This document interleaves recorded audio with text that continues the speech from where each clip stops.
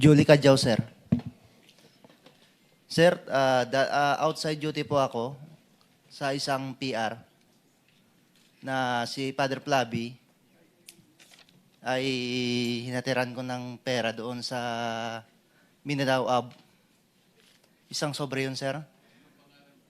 Pangalan Julie po, Cadjao, sir. Julie Cadjao. Hindi, yung dinalhan po nyo ng pera, Si ano yung... Father Flavi Villanueva. Tapos, sir, mayroong, doon, sir, sa, Anong lugar po yun? sa Mindanao Ab, sa mismong simbahan niya, sir, sa may gilid ng kalsada.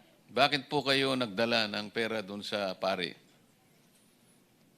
Kasi, sir, hindi ko ano, sir, kung pang ano nila yun, sir, eh.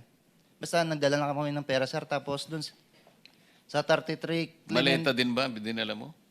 isang sobre, sir, tapos doon, sir, sa 33 Clemente. Baka naman sulat lang pinadala Hindi, sa'yo, sir, sobre pera, lang. sir. Kita ko mismo, sir, eh. Sobre lang? Ay, sir. Tapos sa 33 Clemente, sir, isang maleta. Kanino? Kay Father Flavi, binuhat ko papunta sa sasakyan niya. So may isang sobre tsaka isang maleta. Ay, sir. Yun ang nare-recall mo. Ay, sir. Hapon yun, sir, hapon. Tapos yung suot niya, sir, itim na pangpare. Yung pangpare yung ano niya. Nung iabot mo, Sinakayan sa sasakyan niya, sir? nakasuot siya ng pampare. Ay, sir. Yung pare na itim, sir, na sinusuot ng mga pare. Paano mo nalaman na siya nga yung... Nakikita ko, sir, kasi pumutok na yung ano, sir, yung doon, yung sa Ijiki na nalaman ko si Father Flavi. Bukod sa kanya, sino pa ang pinagdalhan mo ng pera? Yung experience mo. Si Terry Redon, sir.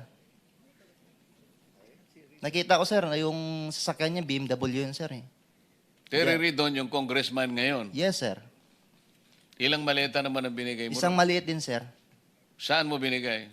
Galing 8th floor, sir, sa Quezon City, building sa President Tower, binaba doon, sir. Sinakay sa sasakyan niya, sir. Siya ang pumunta doon. Ay, sir, kilala ko, sir. Eh.